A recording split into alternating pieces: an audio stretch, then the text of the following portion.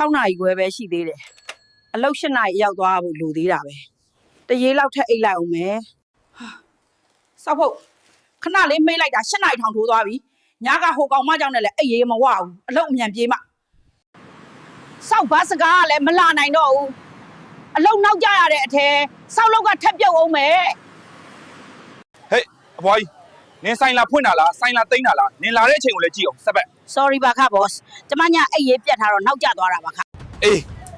နင်အလုပ်ကိုနေတစ်ဝက်လောက်နောက်ကျထားတာဆိုတော့နင်ရဲ့ဒီတရက်လစာကိုငါဖြတ်မယ်ငါလုံးမစောက်နွားအလုပ်လဲနေတစ်ဝက်နောက်ကျတာကိုတရက်စာဖြတ်ရအောင်သူ့မရားထင်နေလားမသိဘူးစက်ပတ်ပဲ